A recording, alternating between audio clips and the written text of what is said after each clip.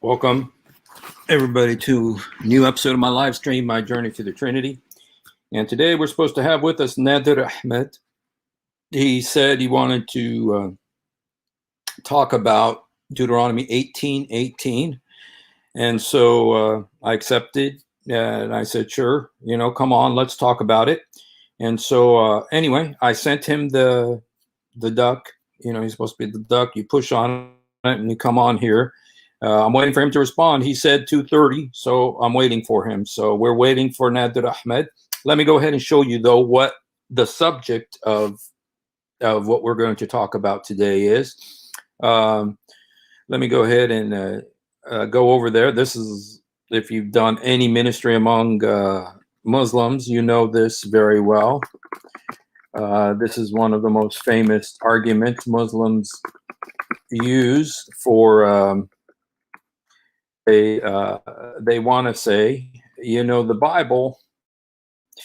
Thing about the Bible is that the whole Bible is written about Jesus Christ.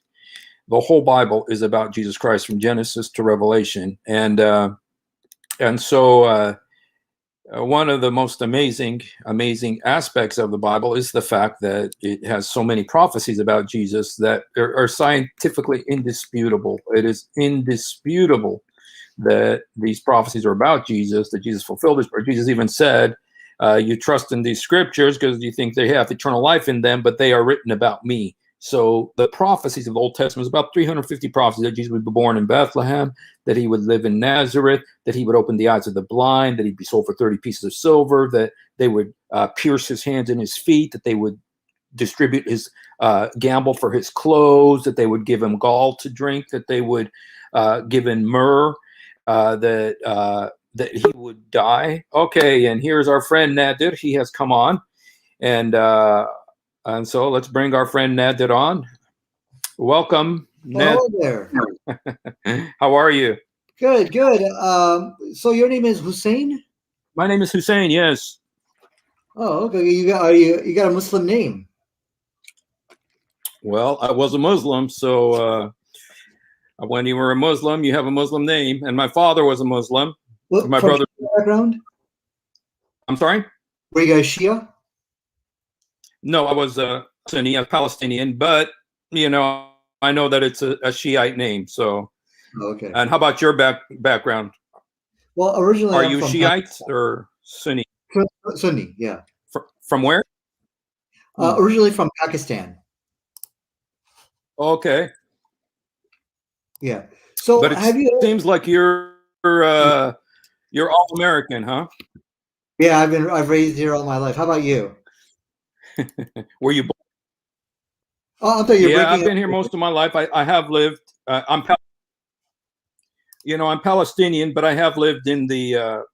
I lived in the Holy Land for several years, and I was there for about 13 years.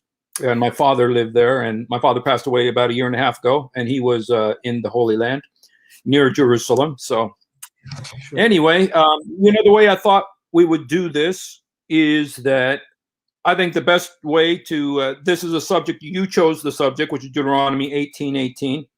Yeah, have you had a chance to look into the polemics and all the arguments going back and forth about it? Well, what we can do is, let's just go ahead and do it 3 minutes, 3 minutes, 3 minutes, 3 minutes, and then each one of us, 3 minutes, yeah. Okay. And then that way we won't talk over each other. Yesterday I had a debate that ended. Yeah, that ended very quickly because we were all talking. So, do you want me to go first? Why don't you go first and go ahead and share what you think is your view of Deuteronomy 18:18, and then I'll respond, okay? Or show my view as well. So yeah, let me just grab some water here real quick. I'll be right back. Okay.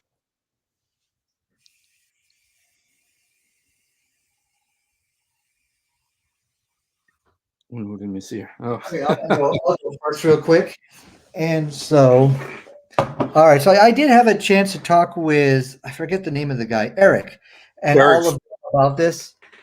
and I forget who else I talked to. Oh yeah, Chris Claus or something. Okay. Have you had a chance to look at our discussion we had about this? No, I haven't looked at that. I have looked at several of your other debates. Okay, David Wood with uh, Michael Brown, and sure. then I also, other things about it. So it's a huge issue. There's lots of different angles we could take about it. So you present your view, and then is there anything that you wanted to say about that your discussion with them? Well, I tell you what, not really. We could just probably begin, and then we can have a nice discussion. I'm sure Bron will probably pop up. Okay. Yeah. Who? All right, let me Bron? go ahead and share my desktop here real quick. Okay. You, Uh, you know what I'm going to do? I'm going to go turn on my air conditioning. I'm getting a little bit hot, so yeah. just 1 second. Yeah, sure, no problem. Take your time.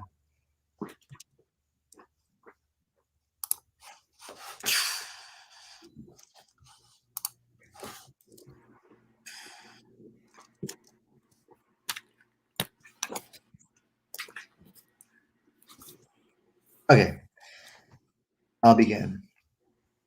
Okay. All right. You'd like to go? I just started my Right 3 minutes, and I'm going to share my screen, application window. Okay, there we go. So the reason why we say Muhammad is the prophet of Deuteronomy 18:18 is just, it's just one reason alone, which is why. It's because this is what the facts support. When I talked to Eric, I talked to Chris Claus and all these people, and I think they're some of your friends. What they presented were really interpretations. So the Christian viewpoint on this, it is based 100% on subjective interpretations. It is not fact-based at all. The Islam, and so that's really the only reason why Muhammad is a prophet of Deuteronomy 18:18. But though just because you claim that this is something based on fact, that doesn't mean you're out of the woods. That could be just the beginning of your problems, because what I found is that a lot of people they struggle between determining what's a fact and what is an interpretation. So they have this problem and they can't decipher the two. These are the people who convert to Christianity, who are not able to decipher between facts and interpretations. So so I think what you're going to find throughout the course of this discussion, you will not be able to present a single fact to support what you claim. Now, it is true that the New Testament did make the claim that Jesus was the fulfillment of that prophet of Deuteronomy 18, but the Bible writers were sadly mistaken. They were not correct. And when you see how they try to make Jesus look like Moses, they did a very poor job in it, and the forgery is going to be very clear and evident. So what do the facts state? Both Muhammad and Moses, they were theocrats, okay? And as you can see my desktop. Now notice I'm not really presenting to you Bible verses. Why? Because when you want to establish facts, you got to go outside the Bible, go to academics records and see what they say. They both established a theocratic states. They were both lawgivers, as you can see from my desktop over here. They both gave a law. Moses gave the Torah, and of course Prophet Muhammad gave the Islamic Sharia. They were both warrior prophets, as Encyclopedia Britannica stated, that they were both warrior prophets. And finally, they both conquered the Holy Lands, and they did it in the same manner. Moses didn't enter into it, rather Joshua did it. Same thing we find inside Prophet Muhammad's time. Muhammad actually never, during the conquest, didn't enter Jerusalem, but Omar did it. Omar is the Joshua of Islam. So go ahead and I'll turn it over to you. Okay.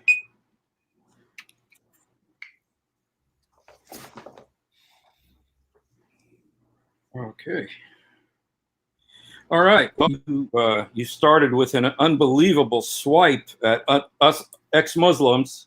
You insulted us like, I guess Michael Brown was right when he said you spit upon holy scriptures. You spit upon all the ex-Muslims, and say that we're merely people who don't see the facts. That's why we become Christians. What a horrible thing to say about people, man. There's millions of us, millions and millions of us, and to just spit upon us that way. I can't believe that that's how you want to stalk. And the fact that you got no sense of shame on your face when you say something like that, and right now as you're listening, is unbelievable. Tells me a lot about what kind of person you are. But you know, because what you just said is about me. You know, very shameful, very shameful. Anyway, but there's something that you said. Something that you said yesterday. You had these quote unquote facts about Muhammad. And you did this when you were talking to, I believe, David Wood, and it was WHAT, and you know, that they were both warlords. Muhammad was a warlord, and Moses declared war. I guess they wore hats or something.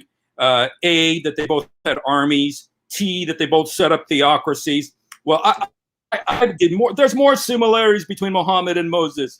There's more similarities. Let's look what else. Let's look what else. Yeah, they both got angry. Moses got angry and he hit the rock. Muhammad got angry when one of his wives wouldn't have sex with him, remember? And so he, you know, the angels were cursing her all night long. And then Jews, J, they both dealt with the Jews, you know. Muhammad, you know, committed genocide against them. Moses had to deal with them for 40 years. Both of them ordered their people around. That's both of them were murderers. Both killed. Moses killed before he got, you know, before he really was committed to God. Muhammad did it after he was committed to Allah, because Allah commanded him to fight and to kill. And then both of them used to eat lamb. And so when you take all of that, WHATAJOKE, you know, those are similarities between Moses and Muhammad. And you know what it spells out? What a joke. What a joke. I can't believe that you are serious about this, man. Your explanations about what the difference between, am I not live? No, I can hear you. I can hear you. Oh, yeah, no, somebody's telling me that I'm not live. So anyway, I just want to talk to you a little bit about, let me see, I don't know how much time I've got left here. Got about a minute. How much time? Oh, you know what? I just ran out of time. But you know what? You think that the similarities between Muhammad and Moses are a joke. It's the weakest argument, and I just ran out of time. So. Okay, sure. Let me go ahead and start. Just 1 second. All right. Go. Okay. You know, I will say that your voice is kind of breaking up a little bit. Hussein, you there? Hello. I think it's breaking up a little bit. Hello, you there, Hussein? Hey, Hussein, you there?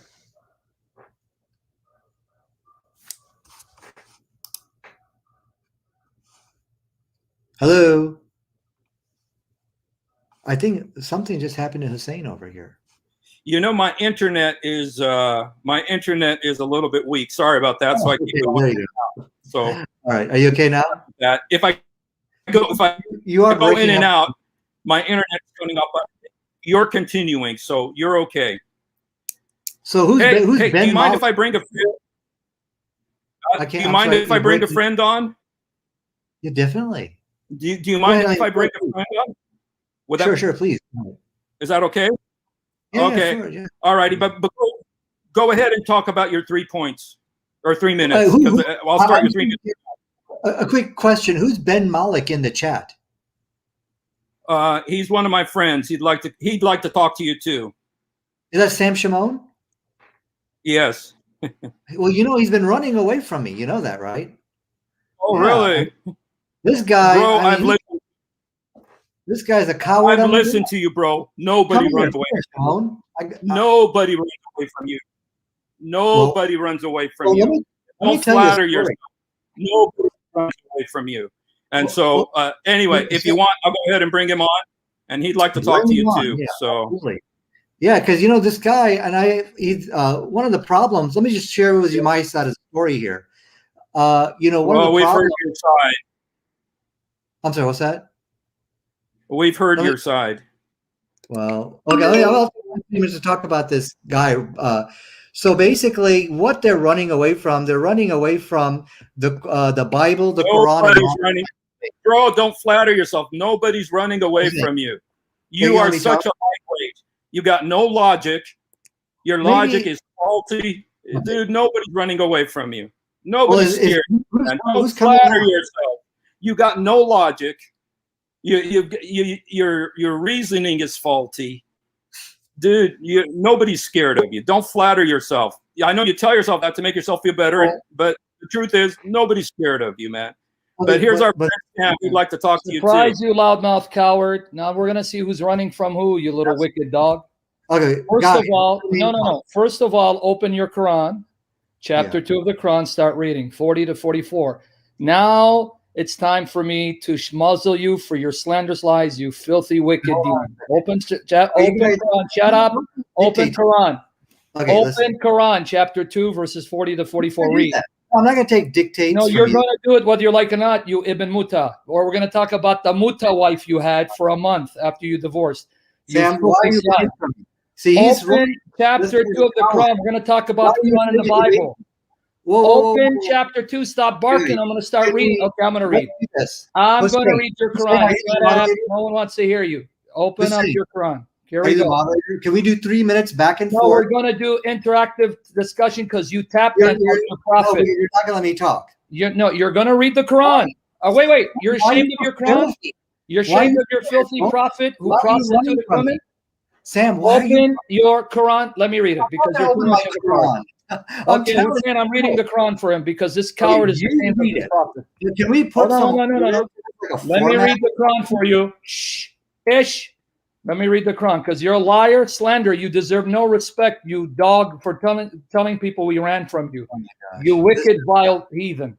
So now because you got a loud mouth, you're a slanderer, I'm now going to humiliate you like Jesus humiliated your filthy prophet. Hold on. I'm going to read your Quran for you. And you're a coward. You're running from the debate. You can see I'm running. Oh, I'm running. Who's saying, look, I'm running. I'm running. You're wrong by bad-mouthing and not giving me an opportunity to talk. I'm acting like your prophet who told people to bite people's penises off. Hey, wait. You condemn your prophet for saying, go tell them to bite their father's penises. I'm not shouting, but you're too stupid of a dog to answer. But don't run away. Chapter 2 of the Quran. O children of Israel, call to mind the special favor which I bestowed upon you, and fulfill your covenant with me as I fulfill my covenant with you. Fear none but me, and believe in what I reveal, confirming the revelation which is with you, and be not the first to reject faith therein, nor sell my signs for a small price, and fear me and me alone, and cover not the truth with falsehood, nor conceal the truth when you know what it is. Be steadfast in prayer, practice regular charity, bow down your heads with those who bow down and worship. Do you enjoin right conduct on the people and forget to practice it yourselves, and yet you study the scripture? Now, Ibn Muta, what did they have at the time your prophet that your wicked prophet confirmed? You know what the Arabic says? Listen. Now, I just read your Quran. Answer. You've just had your chance to speak now. Answer the question. You're not going to dictate. We don't pay attention to you. Okay, Hussein, let me repeat the question, Hussein, because this guy's too scared. He's scared to debate me, actually. That's okay, Answer Sam. the question. What Why was the scared of me, Sam? I'm shaking like that woman was shaking when you did muta with her. I'm shaking like the woman that you did muta with was shaking for that month. Remember that? Why can we not have a debate with equal time? Why can't we do that? Answer the question. I'm not going to answer the respect. Okay. This guy's a coward. Shut up, dude. Answer the question. I already, okay. Are you going to answer the question? What part of no don't you understand? Go ahead. Sam, what part of no don't you understand? I'm not going to sit you. Then why don't you get the hell out of here, you little dog? No one cares about you. I came here to stop what you're saying. You don't have Muslims supporting you. You're a joke. What Muslim institution endorses you, you wicked dog? Name one. Work for any Muslim institution. Because no one wants to be a Why are you scared to debate me, Sam? You're a joke. Sam, why are you scared to debate me on the Bible, the Quran, and modern science? Hussein, yes, you are. Part of this verse wasn't about running for how long? It's been over 15 years. Okay, are you going to keep barking like Muhammad? Okay, guys. you know what? I can't make heads or tails about what I think that we got a really good opportunity here. Yes. I think I got the opportunity to hear from Sam and an opportunity to hear from Nadir. Nadir, answer the we question. have a What debate. the prophet said about the Bible. Nadir, can you answer the question that Sam asked? No, I'm not going to answer any questions. I want to debate fair, equal time. Yeah, you're going to get equal time when you answer the question. No, I'm not going to answer any questions. I want to get the hell out of here, dude. Go lick the black stone, you pagan. 1818. Go lick the black stone, you little pagan, like your whore prophet. Let me ask you. Okay, these guys are just shouting me down. You're not letting me talk. Like your prophet used to behead people and rape them. So better be shut down than rape your wife. Really want to turn to Christ with this type of behavior, right? I'm not interested in having you turn to Christ. I want you to burn in hell with your prophet. You know, this type of behavior. I mean, seriously, how do you expect? You mean, wait. You're saying to the people, I shouldn't act like your prophet who raped women like your mother. No, you're actually that's not true. Doing muta. All right. Okay. So you want me to be better than your prophet? Listen, honestly, I'm ignoring your. Okay. Would you be okay with Muhammad? Would you be okay? Listen, dude, keep barking. To debate Deuteronomy. Would you be okay with Muhammad treating your mother like a whore, doing muta with her? Hussein, what are we? Be okay. Wait. Answer the question. I'm out of here.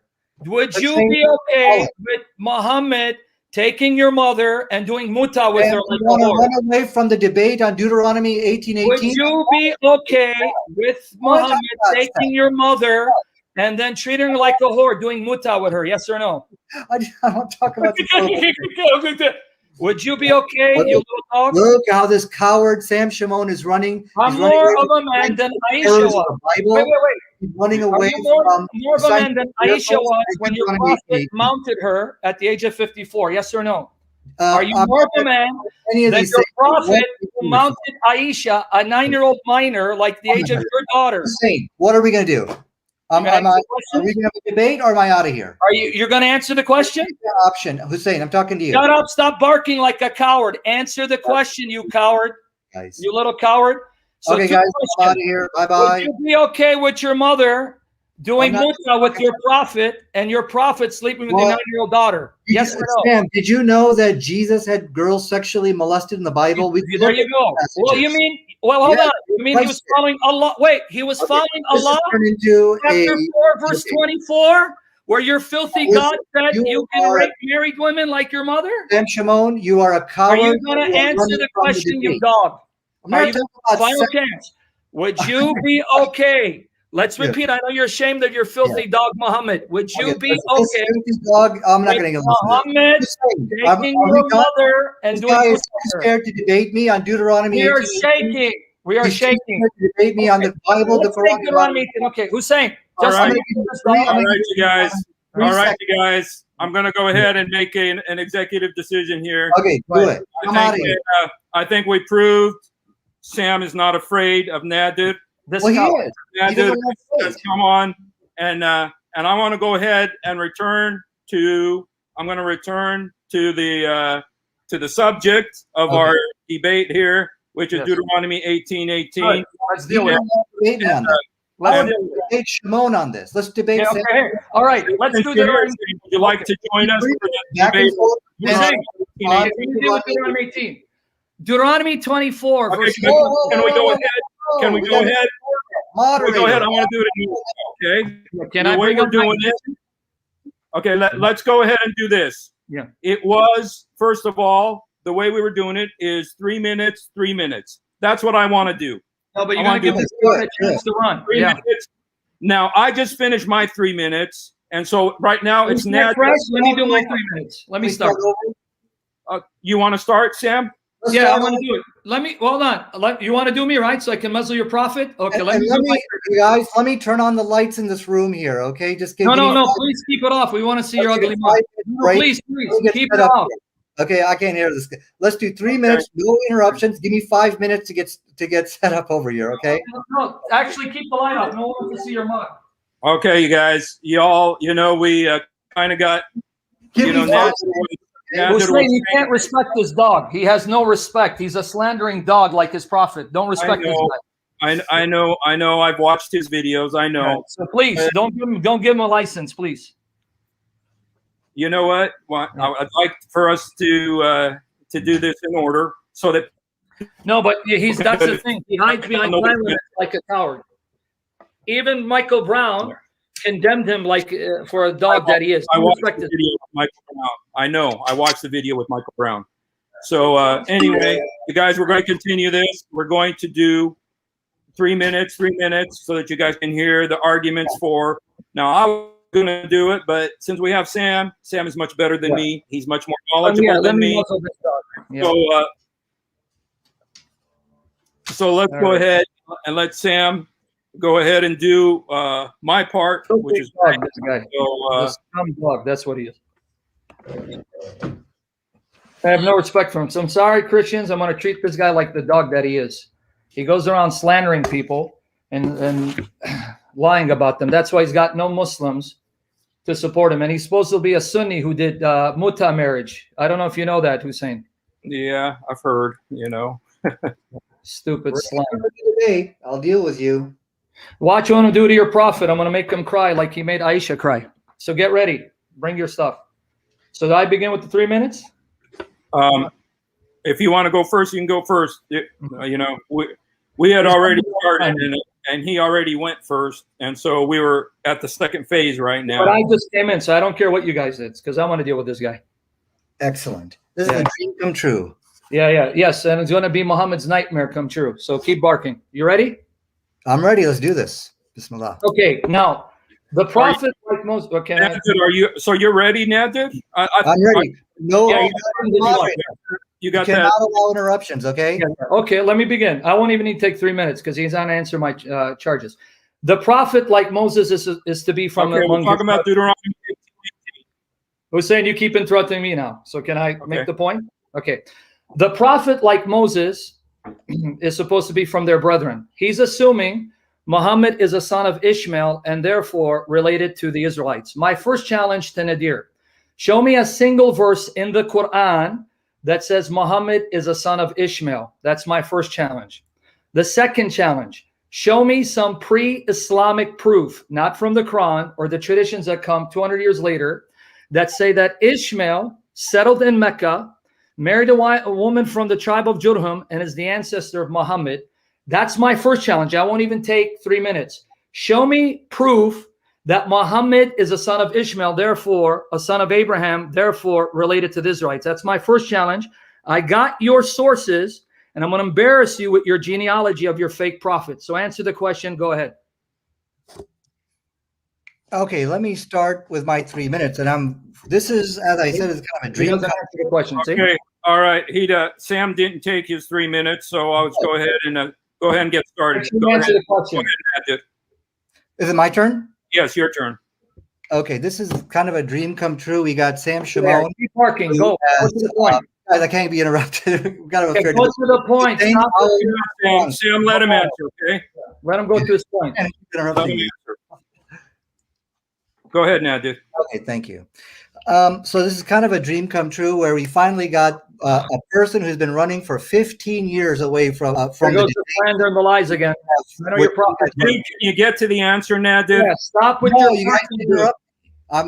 Stop with your barking and slander. I'll humiliate your prophet. Are we going to have a debate? 3 minutes. If you'll just get to the subject, quit talking about stop barking. I'm going to humiliate you. Get to the answer. Get to the answer. Okay. No, I'm not going to. I'll take my time and debate. No, you're not going to take your time to do what you want. You're going to take your time to answer. All right. So are you going to allow me to speak? You're going to take your time to answer, not to humiliate you. You are okay. with me. You guys, hurry up, Nadir. Nadir, quit talking about stand-up. Please talk about answer the question. The same way he talked about my mother and all the my. No, you're lying. I said, what would you say to your prophet or your mother? Don't slander me. Stop lying. Stop lying. What's your name? Hussein, how are we going to conduct this debate? I can't be interrupted. We're going to conduct by going to the answer and not talking Nadir. Okay, Nadir. I want to talk. I want to say. Yeah, lay down the rules. You guys, you know what I'm going to do? Is I'm going to mute when it's not your turn. I'm going to mute you. Excellent. Because I want to get through this, and I want to get some benefit right now. I'm not. Okay? Topic, no side issue. I'm going to do. Sam. That's what I'm going to do, Sam. From now on, if it's not your turn, I'm going to mute you because I want to hear what the other guy has to say. But Nadir, I don't want you to come on here and say Sam's been running from me for 25 years or whatever. I want you to get. Shut up and get to the point. You're the one who chose this subject, okay? Okay, You're the one let's who do chose the the debate. subject. So Okay. please answer, okay? You know what, Nadir? I'm gonna go ahead and, just because of all this confusion, I'm gonna give you another 3 minutes, okay? I'm gonna give you 3 minutes. Take the 3 minutes and respond to what Sam said about proof that Muhammad is a descendant of Ishmael. Mm-hmm. Okay, go ahead. Start my 3 minutes. Okay, I'm gonna give you a 3 minutes all over again because of what the confusion there. So right now, your 3 minutes start. Go ahead, Nadir. All right, thank you. Go ahead. And so basically, why we say, Muhammad is a prophet of Deuteronomy 18:18 is because this is what the facts support. At no time in this debate will Sam Shamoun give a fact. Everything that the Christians base their objections on or claiming that Jesus was a prophet of Deuteronomy 18:18, it is based upon interpretation. And this is what we're going to see tonight. So let me go ahead and answer his first interpretation, claiming that Muhammad is not a descendant of Ishmael, that this is something which was made up. Once again, we see that this is exactly what I've been saying, that he is not presenting any facts to support what he's saying. There's many, and so what's very interesting about this is not only that he's not supporting facts, but he's rewriting history. We can go to the history. Whoa, Stephen, you can't interrupt me. Yeah, in my 2 minutes, okay? And so he's rewriting history, and that's how weak the case for the Christians are. So first of all, let's look at some evidences from the actual Hadith itself, which talks about Ishmael. So this is talking about, the lineage of Ishmael, that basically it talks about Abraham. This is narrating a hadith. It says, Abraham brought her and her son Ishmael while she was still suckling him to a place near the Kaaba under the tree and a spot called Zamzam, in the highest place in the masjid, in the mosque. During those days, and so the hadith goes on. So here we could see from the historical records of what we have, which the hadith is like the historical records of Islam. We see here that the Arabs are the descendants of Ishmaelites. And once again, this is a rewrite of history. You could go to the history books and you can also see that. But not only that, but we know now from science as well that the Arabs and the Jews are indeed related to each other genetically. Well, and by the way, here is Encyclopedia Britannica, which the Christians have to rewrite. Look at all the books the Christians have to purge just to get to to refute our case here. So this is an example from Encyclopedia Britannica. Ishmael the Arabs are the descendants of Ishmael. And here is showing an article from Science in which it shows that the Jews and Arabs are genetically linked. So once again, I think it's pretty pathetic that you have to now go into all the history rooms and classrooms and start purging and burning books just to make Jesus true. So that's enough to dismiss this faulty notion that Muhammad and the Arabs are not the descendants of Ishmael. So in my remaining 5 seconds, we need to now talk about what your time is up. Okay, but thank you for what you said. Okay, now it's Sam's turn. I'm going to make it easy for you to win this debate, not humiliate yourself as a liar. Okay, I won't even take 3 minutes. Number one, I never said Arabs are not related to the Jews. So you're a liar following your prophet. I said you have no proof Ishmael is the father of Muhammad. Even the hadith you quoted, because you're so wickedly dishonest like your God, there it proves to you Ishmael didn't father the Arabs because he married a woman from the Arabs, the tribe of Jurhum, meaning the Arabs were there before Ishmael. So even the hadith you cited shows he's not the progenitor of the Arabs. The Arabs come from various strands according to the hadith. So let me repeat my challenge again before I quote Ibn Kathir to humiliate you. Here's my challenge, clear for everyone to hear. Give me pre-Islamic, pre-Quranic proof Ishmael settled in Mecca, fathered the particular Arabs at Mecca by marrying a woman from the tribe of Jurhum, and therefore is the ancestor of Muhammad. You quoted Bukhari, that's 20 years later, and that itself showed you're a liar. You can't even read your sources because there were already Arabs there. Nadir, can you read the hadith? Did he not marry an Arab woman from the tribe of Jurhum according to that hadith, which is a fake? So now I'm going to give you my time to answer my question again. Show us pre-Quranic Islamic proof Ishmael settled in Mecca, fathered the Arabs at Mecca, and therefore is the ancestor of Muhammad. Not your filthy lie that Arabs are related to Jews, because no one disputes that. Because the Arabs come from various strands, and of course they'll have some relationship to the Jews. I'm asking about Ishmael fathering your fake prophet, that son of the devil, Muhammad, by settling in Mecca. Give me pre-Quranic, pre-Islamic proof that he is a son of Ishmael. So let's see how you're going to do in these 3 minutes. Go ahead. Were you going to show us that quote from Ibn Kathir? I'll wait for him because I'm going to embarrass him right after he comes back. After I got him all here. We lined up. We're going to see this guy run. Come on. All right. All right, Nadir. Let me start for you now. Well, I think the evidence I've presented is good enough, and we also got historical records where we also saw from Encyclopedia Britannica where the descendants of Ishmael are the Arabs are the descendants of Ishmael. As for his verbal abuse, what you're going to find out tonight is that this is all he's going to really present tonight. Just nothing more than verbal abuse. But anyways, I think the issue here tonight is it's very clear that there is a genetic link between the Arabs and the Jews. And so when we talk about Ishmael as being the descendants, or the Arabs being the descendants of Ishmael, this is not something which is really disputed. But let us go very quickly now and let's look at the facts. Remember, I said Christians will not present any fact, and there's really only one reason why we say Muhammad is the prophet of Deuteronomy 18:18 is because that is what the facts support. So let me go ahead and very quickly get into the facts rather than the conjecture which Sam Shamoun is bringing up. So let's get to the facts. What is it? What are the facts in which basically make Muhammad like Moses? So let's go very quickly over here. What we know here is that both of them were theocrats. Not only theocrats, but they were successful theocrats, which established a theocratic state. As you can see from my references, notice I'm not going into the Bible. Why? Because this is how facts are established. They're by going from additional sources like history.com. You can also go to BibleStudyTools.com to substantiate your facts. They're both theocratic people, but not only theocrats, but they were successful at doing it.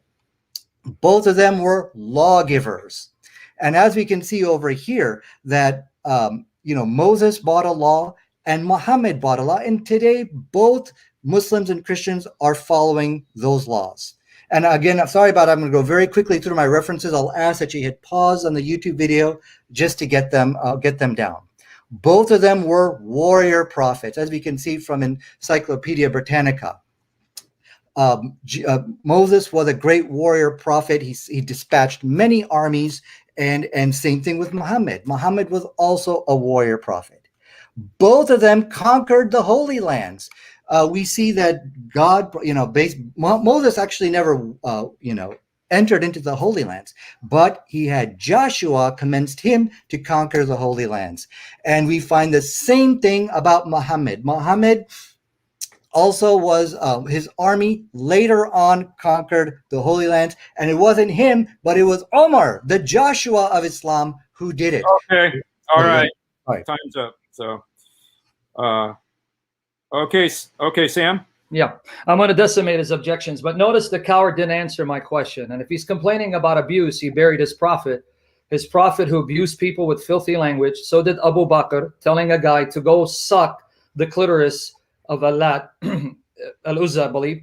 So let's not go there because you're going to humiliate your prophet. But notice he lied. He said that the Encyclopedia Britannica said that Ishmael is the father of Arabs. Now, I want him to quote the encyclopedia to show Ishmael settled in Mecca and fathered the Quraysh, who are the people of Muhammad.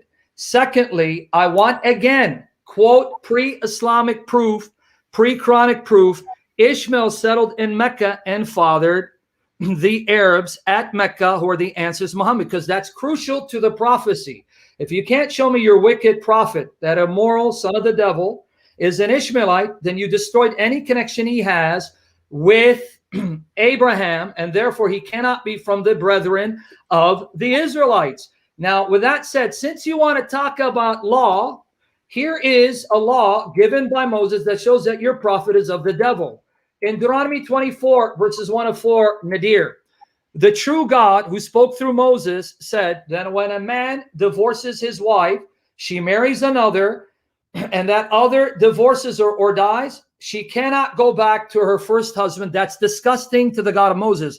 But your wicked prophet said in Surah Al-Baqarah, chapter 2, verse 230, that if you divorce your wife irrevocably and she wants to come back to you, she can until she marries someone who has sex with her, making her lawful for you to take her back. So how can your wicked prophet be like Moses when he is not related to Moses? Because you have no proof he's a son of Ishmael. And how can he be like Moses when your wicked, filthy prophet ordered something that the God of Moses says is an abomination, and Moses would have killed your fake prophet for enjoining that command? And this is just the beginning. Watch what I'm going to do to you and your prophet. Go ahead. Let's see if he's going to answer. All right. As I told All you. right, Nadir, let me start your 3 minutes here. Just 1 second here.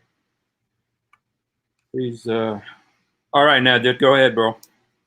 Okay, thanks. So as I said, in no time will Sam Shamoun present any type of facts to support anything about whether if it's Jesus being that prophet of Deuteronomy 18:18, because remember the New Testament claims he is, but there will be no facts to support that. And so, and if you look at the job, and we'll talk about that, whether if Jesus is really that prophet or not, we'll get there later. But I think it's very interesting. Everything I presented to you is a fact about Muhammad. These are facts which are not disputed, and Sam could not dispute that. And in fact, I'm even going to put out a challenge. Everything I will present to you will be based upon fact. So now he present to us not any fact, but a riddle. Roses are red, violets are blue kind of thing. Well, the laws are a little bit different here, and the laws are a little bit different here. Well, first of all, he was, if we just take away all that verbal abuse, you will see that he just said divorce and remarriage is allowed.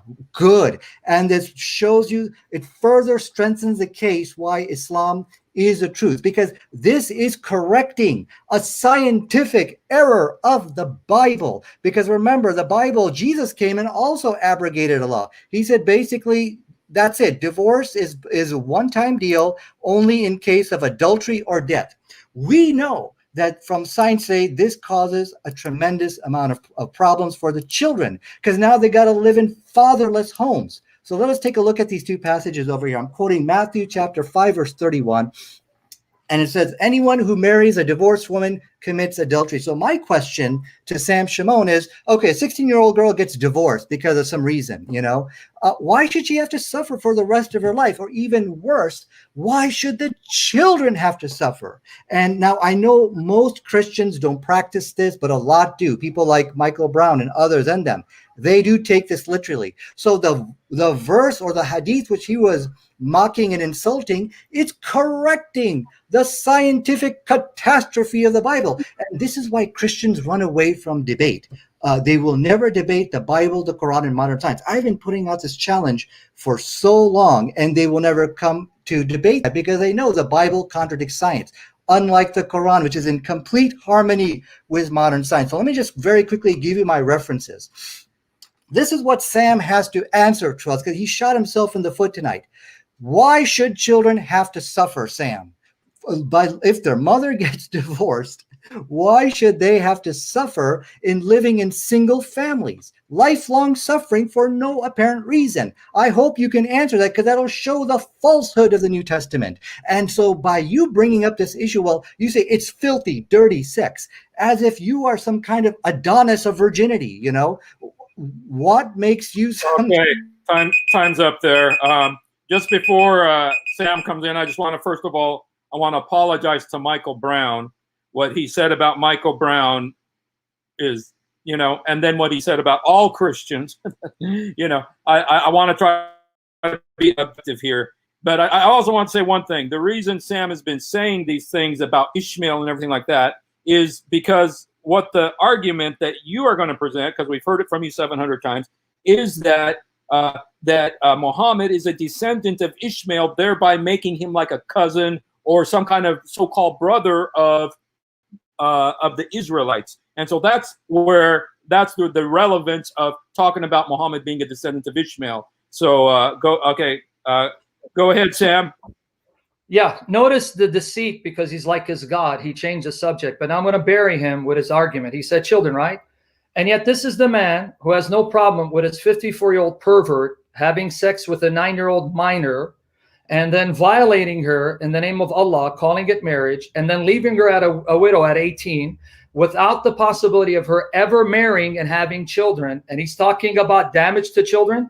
You don't do much more damage than sleeping with a minor, doing irreparable psychological, physical, emotional damage, than leaving her childless without any husband for the rest of her life. And this filthy pervert wants to say this man is a prophet like Moses. But it gets worse for this pervert. And I'm going to call him what he is. If he doesn't like it, then you know what? Find you another religion. In 65 verse 4, his filthy perverted God says that perverts like him can marry prepubescent minors, premature minors who haven't menstruated yet, divorce them, and they wait 3 months for another pervert like him to marry them. So we're talking about children and their health. You just buried your God and Muhammad in hell where they deserve. But then it gets worse. His prophet lusted for his adopted son's wife, Zaynab bin Jash. And then Zayd divorced her so his perverted prophet could marry her because he lusted for a married woman. According to Jesus, both Allah and Muhammad deserve to be in hell for lusting for a married woman. But then it gets worse. What did his perverted prophet do? He abolished adoption to save face, because people are saying, you dirty pervert, you took your son's wife. He goes, oh, adopted sons are not your children. Name them after their fathers, thereby destroying adoption, leaving countless number of orphans without the opportunity to have anyone call their parents, leaving barren women and husbands who can't impregnate their wives without the opportunity of adopting an orphan and making that person his own child. And this sick pervert has the audacity to complain about what the Bible says when his prophet abolished adoption, violated a minor, sanctions in his filthy Quran that perverts like him can violate minors, doing irreparable psychological, emotional, physical damage. And on top of that, leaving poor Aisha, widow at 18, no children, to die childless without a family, let alone his other wives. And you have the audacity to defend this filthy pervert, the son of the devil? But now, coming back to the issue, you didn't answer my question. According to Deuteronomy 24, verses 1-4, there it says, if a man divorces his wife, she marries another, he can't take her back. So according to the God of Moses, your filthy prophet, by saying the only way you can take your wife back is if she marries and has sex with someone, he commits abomination. Pray tell, how can he be a prophet like Moses? You just destroyed Muhammad. Thank you. All right. Glory to Jesus. Okay, and for those of you who don't know, this is in Arabic is called the muhallil. This is called the muhallil. It's in Surah Al-Baqarah, where if a man divorces his wife 3 times, I divorce you, divorce you, divorce you, but then later regrets it and wants to come back to her, wants her to come back. First of all, according to the system, she has to go marry another guy, have sex with him, that man divorce her, and then come back to her original husband, which in the Bible, in the Torah, is called abomination, but it is in the Quran, and it's it's called the muhallil in Arabic. So, okay. All right, Nadir, 3 minutes to respond, okay? Okay, and I'll ask for the moderator to be neutral here, because I can only debate one person at a time here, okay? So let's go back to the horrific scientific error in the Bible. Now, if you recall, did Sam ever defend what the teachings of the Bible is, in which it says that unmarried women, women who are divorced, unless it's for adultery or death, they cannot get remarried? He never answered, why should the children have to suffer like that? And so we see here that once again, he has really, exposed a bad scientific error in the Bible. And I mean, I have many references which I can show you here.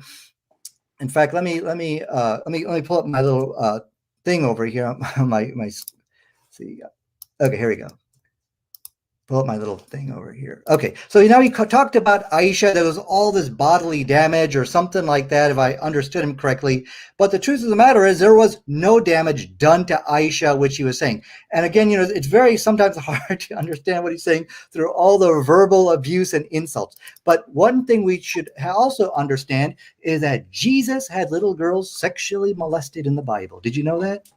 This is Book of Numbers, chapter 31, verse 18. Now, I'm going to spare you all the verbal insults because there's no need for that. But it's very important to point out. Look what the Bible says over here, inside Numbers, chapter 31, verse 18. And we're way off, kind of off topic. You're but way off topic, man.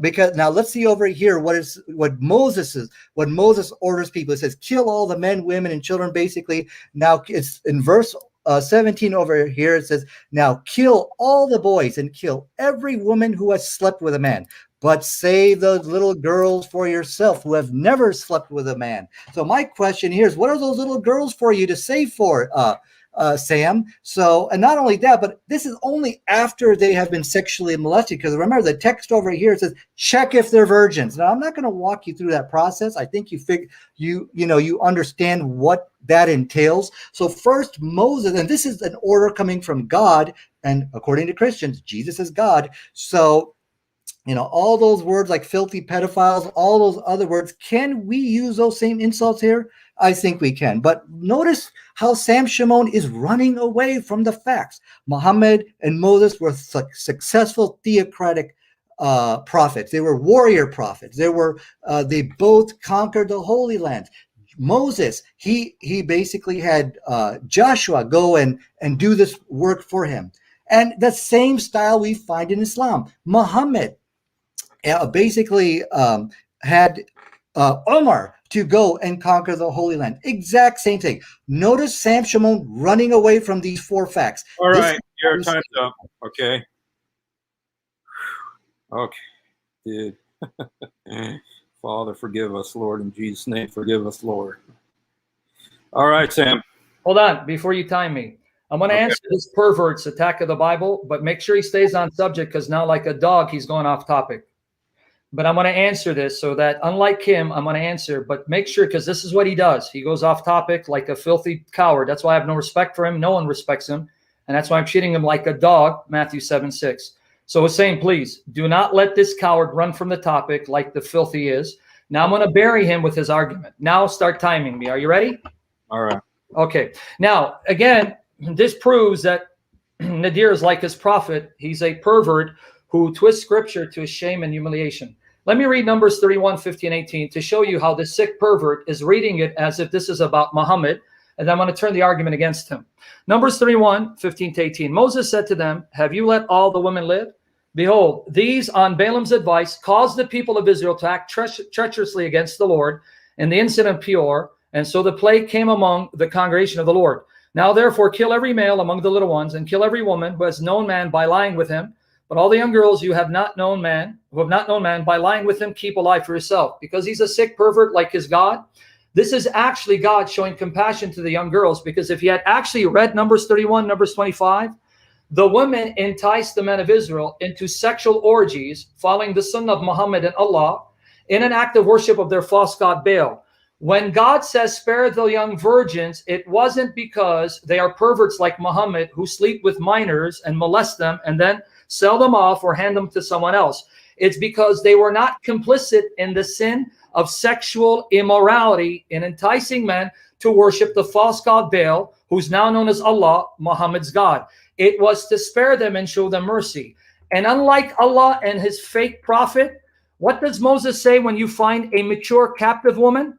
Deuteronomy 24, verses 1 to 4. It says, if you find a captive woman, you find her attractive, you give her a month to mourn. She shaves her head, trims her nails. She changes her clothes of captivity. And after a month, you marry her and give her the status of a wife. And when you divorce her because there's something displeasing, you send her off. You do not sell her. She's not your property. Now compare the God of Moses with this pervert's prophet and God.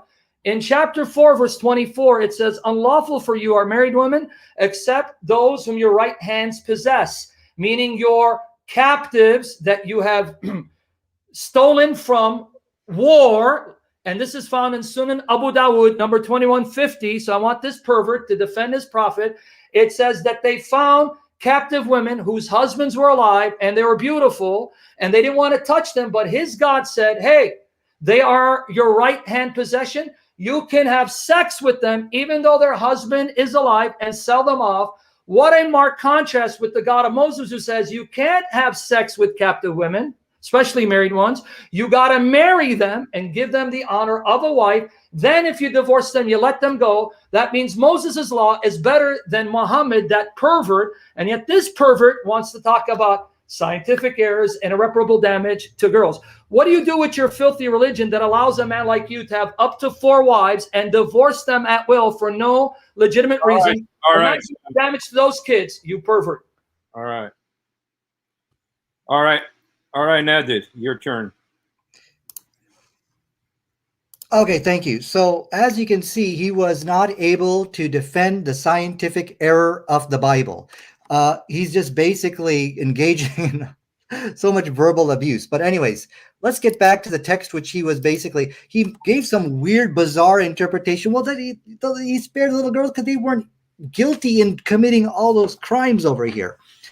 I don't want to get into these type of wacky quack to refute his wacky quacky interpretations. It's really clear here that these girls were sexually molested. They were checked if they were virgins. And then it said, have the little girls for yourself. Now kill all the boys. Those are innocent people too, right, Sam? So your explanation doesn't make sense. But I want to get back to the topic of tonight's debate and to present to you clear evidence why Muhammad is the prophet of Deuteronomy 18:18.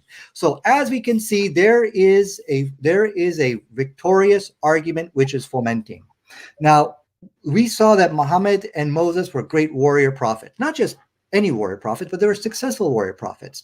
We saw that they were both theocrats. We saw that they both conquered the Holy Lands. And so we see many of these similarities. Now, I want to also tell you that what does it mean to be like somebody? Now, if you notice all the thing about raping and right hands possessed, sorry, guys, I'm going to put that on the back burner. I got to get to the topic here. So I'm going to ignore a lot of the red herrings and things where we're veering off. You see, it's very important what it means to be like somebody. When you want to be like somebody, it means you match them intrinsically. Intrinsically meaning something special about that person. Like Donald Trump, he has that talent of making $1 billion in the real estate industry. Now, if I had that, I could say I'm like Donald Trump. So this is, and so if you look at all of those similarities, conquering the Holy Lands, being this great warrior prophet, these are intrinsic characteristics versus something like, they were both Jews, or they both didn't eat pork, or they both ate lamb. These are things which are commonalities or similarities which you can find in many people. So that's why I thought it was very important to point out. And so why this is important is because if you look at Jesus, who he was, Jesus doesn't have any intrinsic quality with Moses, which once again disproves the New Testament. Now, let me walk that back a little bit. There are some intrinsic qualities between Jesus and Moses, but Muhammad had those same ones. So if you subtract those out, what you are left with is nothing. And that's my challenge for Sam Shamoun. Show me one intrinsic quality or attribute between Jesus and Moses which make them similar, and you will never be able to find that. There's only one man who matches Moses intrinsically like what I've shown you, and that's Muhammad. Go ahead. Okay, time's up. Okay. Ready? I'm ready, Sam. Go ahead.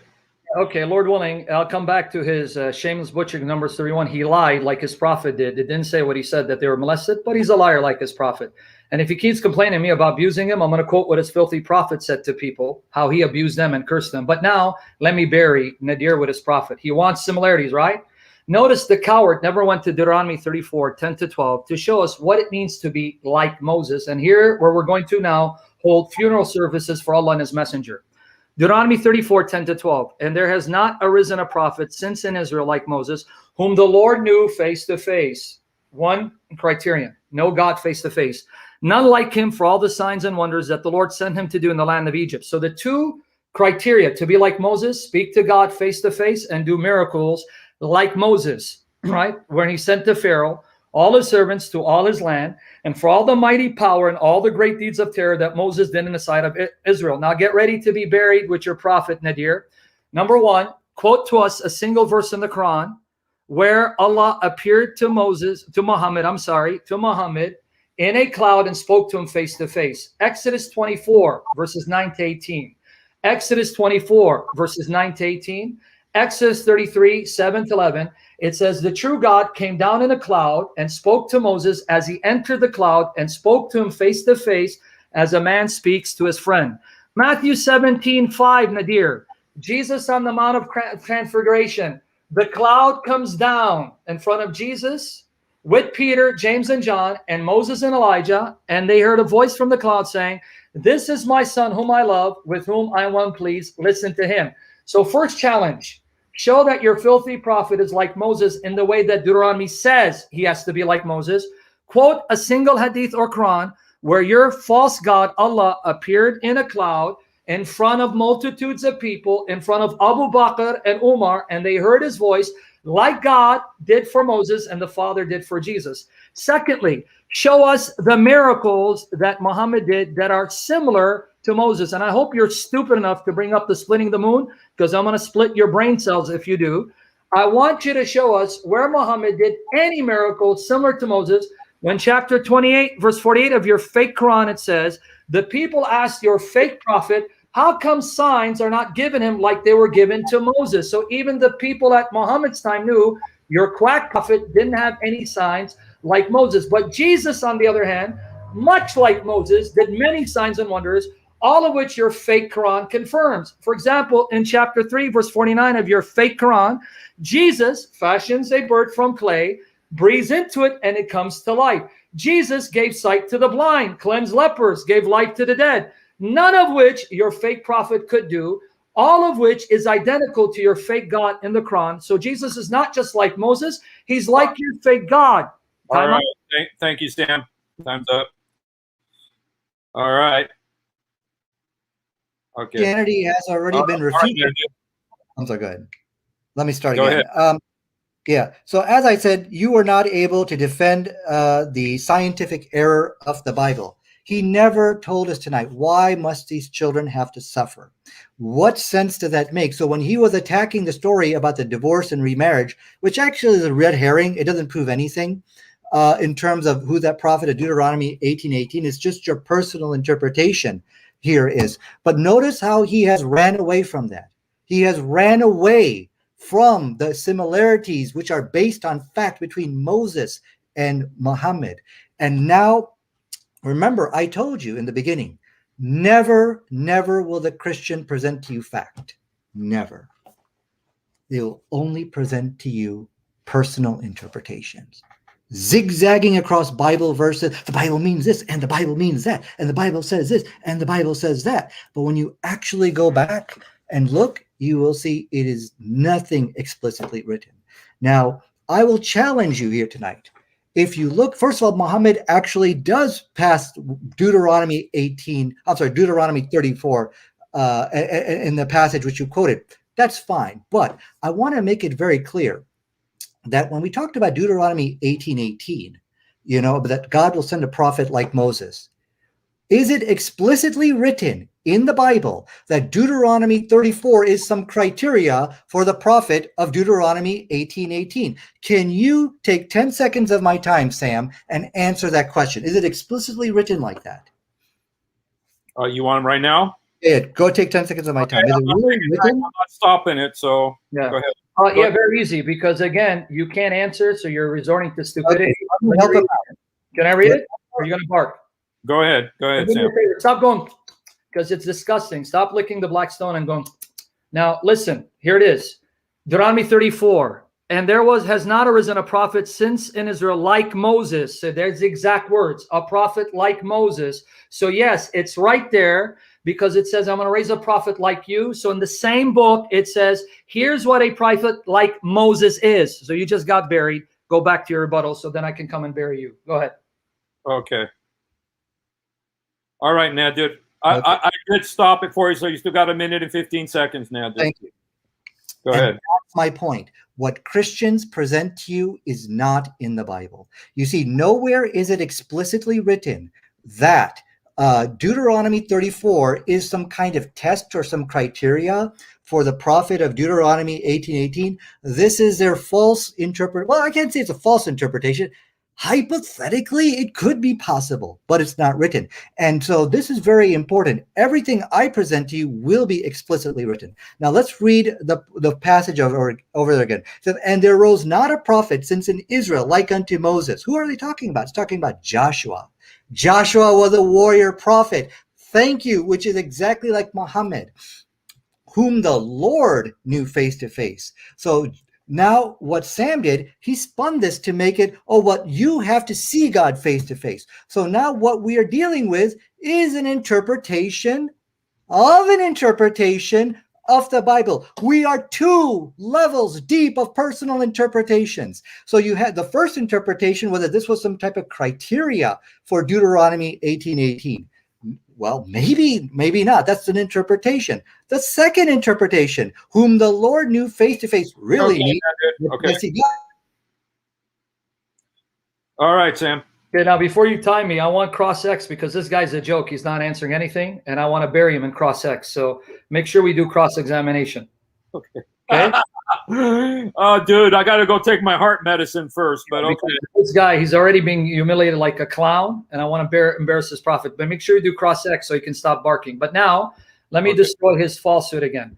He keeps on about children. I guess he didn't hear me. When your filthy religion allows you to divorce your wives at whim and have up to 4 wives, show me the studies, what it says about a man with multiple wives having multiple children exposed to multiple women as their mother, and the damage it does on them psychologically. And in your filthy religion, you can divorce a woman at will. There are no restrictions, which means that you're doing greater damage to these kids, especially if you marry a 9-year-old minor and violate her like your filthy prophet did. But let's come back to the issue.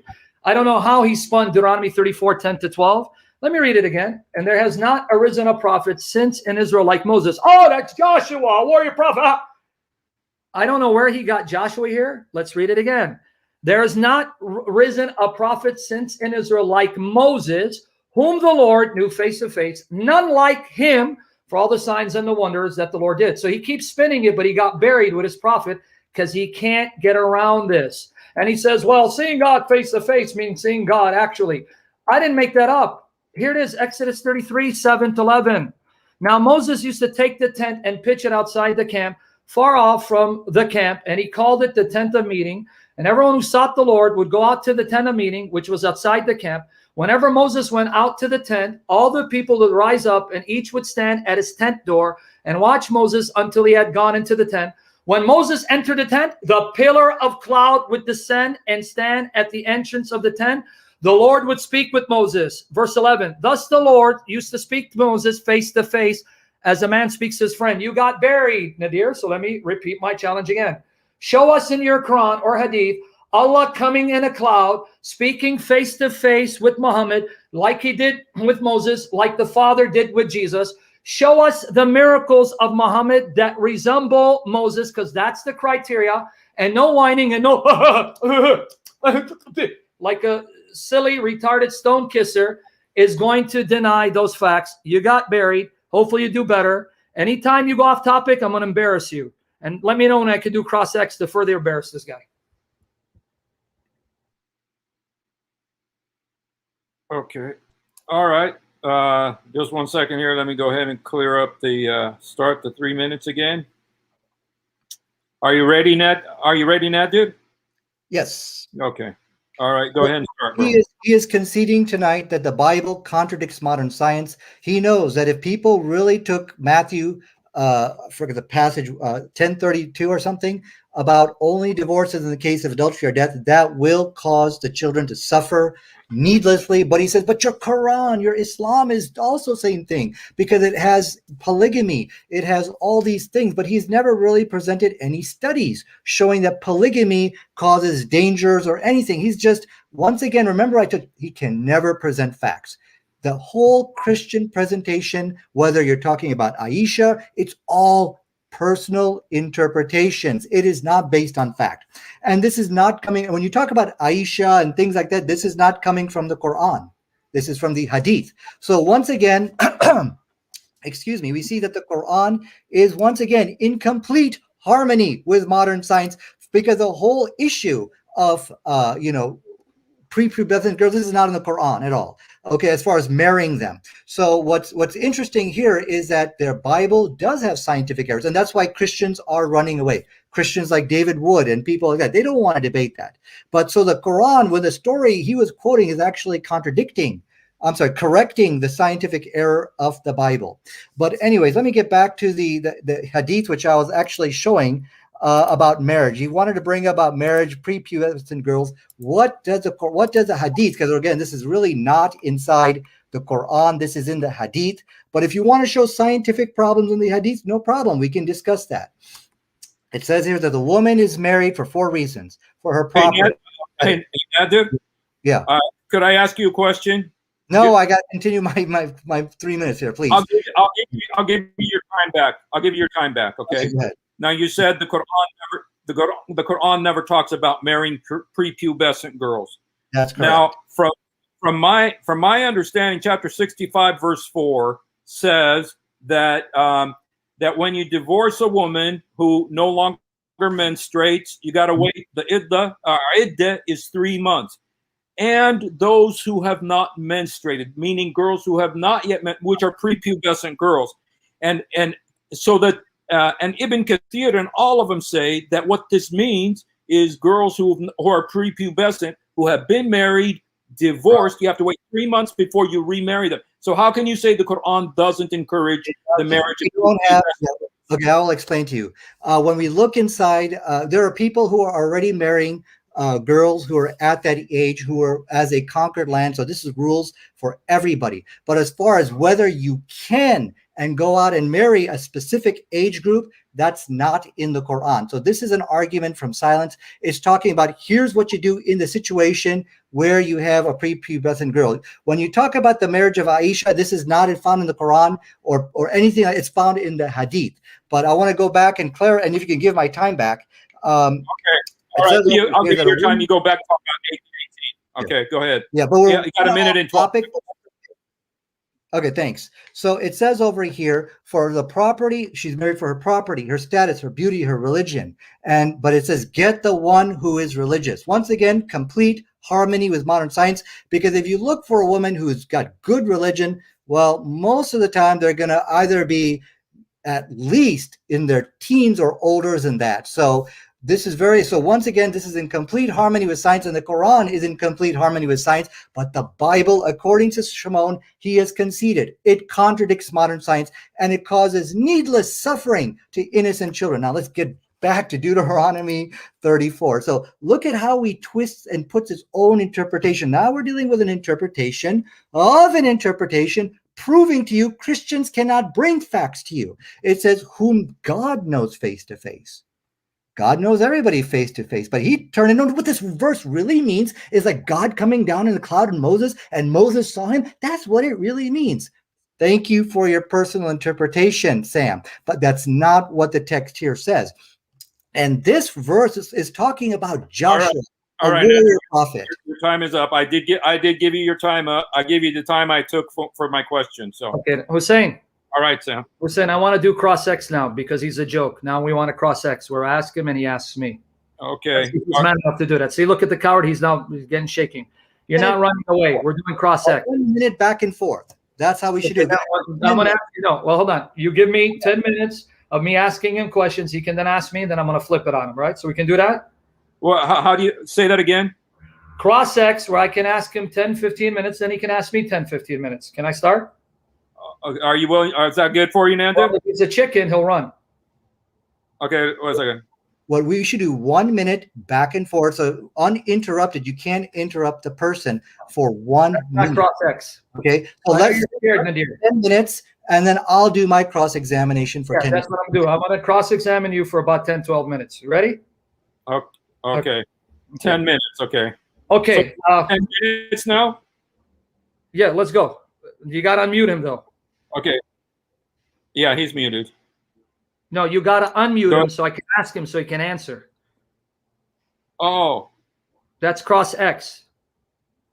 okay. So you ask and then I mute him now. You ask and then I unmute him to answer? Or just so I leave it open right now? Why are you Both unmuting him? open, but no interrupting. During the Nadir, one- calm down. Don't be scared. I'll embarrass you. Okay. Unmute him, Hussein, so he can hear me. Okay, number one. So you muted him again.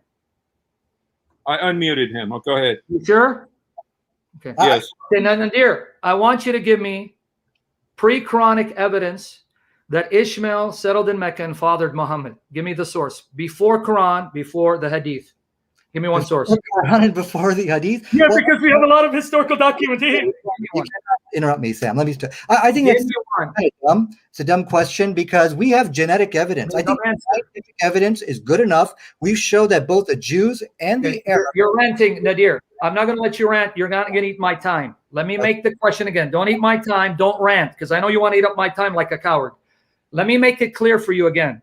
Just because Arabs and Jews are related doesn't mean the Arabs are Ishmaelites and that Ishmael settled in the Kaaba. I know you're too stupid to see that. Let me ask you the question again. Give me one pre-Quranic archaeological proof Ishmael settled in Mecca and fathered the ancestors of Muhammad. Very simple. So if it's a dumb question, give me a dumb answer because you're dumb enough to do it. Well, I don't know if any kind of evidence like that exists, but I think that it is irrelevant because we know that. So that your answer is no? So I can go to my second question. You got to let me speak for 1 minute. You said you don't have it, so let's go to second question. You don't need my time. Wait a second. You can't just shut me out. I got to get 1 minute. You get one. But you just said no, so don't eat up my time. Go to the second question. Oh, Show wait, me the genealogy of Muhammad. Show me the genealogy of Muhammad in the Hadith. Genealogy. Well, we do have a genealogy, but Show I it to don't. No, look, I don't have it with me. I have it. Okay, go ahead. You could. You want me Okay. to read it for you? Yeah, go ahead. Go ahead. But then it can't eat up my time because I'm doing your work for you. I'm going to read it. Okay, but I think. Wait a second. If I could go back, we should have 1 minute to talk each person. Here, you don't understand the nature of cross-examination. I got 10 minutes, so if I have to Okay. stop you so you don't eat my time, Keep going. okay. Keep You just ate my time. You know that, right? By your ranting, you're eating my time, which is Sorry a about disrespectful All right. tactic. I'm Okay. sorry. Let me read the genealogy, which won't count against my time because you don't have it. I have it. I'll read it for you. Ready? Okay. You sure you're ready, Nadir? Off the time. Okay. This is the life of the Prophet Muhammad, Al-Sirah Al-Nabawiyah, Volume 1, pages 50 to 52. And this comes from Ibn Kathir, 700 years after the death of your Prophet. Let me read it. It's lengthy so that you then try to explain it away. Okay. There is no question of Adnan being of the line of Ishmael, son of Abraham, upon both of whom be peace. What dispute there is relates to the number of forebears there were from Adnan to Ishmael, according to the various sources. At one end of the spectrum, there is the extreme view that considers there to have been 40. This is the view of Christians and Jews who adopted it from the writings of Rakhia, the clerk of Armiya bin Halqiyah, supposedly Jeremiah, as we will relate. Some authorities maintain the 30, others 20, yet more 15, 10, 9, or 7. Now, just to make it easy for you, Nadir, I'm going to read this part. And this is why Malik, God bless him, did not enthuse over the attempt at tracing genealogy back before Adnan, meaning they could only confidently trace it to Adnan. Okay. Al-Suhaili commented further, we have merely discussed tracing back these lines with the school of thought of those scholars who favor and do not disapprove of it, men such as Ibn Ishaq, Al-Bukhari, Al-Zubair bin Baqar, Al-Tabari, and others. As for Malik, God have mercy on him, he expressed disapproval when asked about someone tracing his descent back to Adam and commented, whence comes to him knowledge of that? Where do you get this knowledge from? When he was asked about tracing back to Ishmael, listen to this, Nadir, these are your scholars. Tracing back to Ishmael, he expressed similar disapproval, asking, who could prove such an information? Who could prove such an information? Malik also disliked tracing the genealogy of the prophets, such as saying Abraham, son of so-and-so, and Al-Muyatti stated this in his book. Al-Suhaili commented also that Malik's viewpoint was analogous to what was related of Urwa bin al-Zubayr, who is reported to have said, we have found no one who knows the line between Adnan and Ishmael. No one, Nadir, between Adnan and Ishmael. It is reported that Ibn Abbas said, between Adnan and Ishmael, there were 30 ancestors who are unknown. Ibn Abbas also reputed to have said, when he traced back lines of descent as far as Adnan, the genealogists have lied twice or thrice. And that skepticism is even more characteristic of Ibn Masud. These are all companions of your prophet, whose attitude was like that of Ibn Abbas. Umar ibn al-Khattab stated, we carry back the genealogy only as far as Adnan. That's Umar. Abdullah bin Masud, Ibn Abbas. Abu Umar bin Abdul Bar stated in his book, Al-Anba, Al-Marifat, Qabil al-Ru'wa, that Ibn Lahiya related from Abu al-Aswad that he had heard Urwa bin al-Zubayr. We never found anyone who knew genealogy past Adnan nor past Kahtan unless they were using conjecture. Conjecture. Abu al-Aswad stated that he had heard from Abu Bakr bin Abu Khaytham, one of the very most knowledgeable men of the poetry and the genealogy of Quraysh. We never knew anyone with information going back beyond Ma'ad bin Adnan. No one, whether relating poetry or other knowledge. Abu Umar said that there was a group of the predecessors, including Abdullah bin Masud, Amr bin Maymun al-Azdi, Muhammad bin Qab al-Qurazi, who when they recited the verse from the Quran, and those after them who no one but God knows, would comment, the genealogists lied.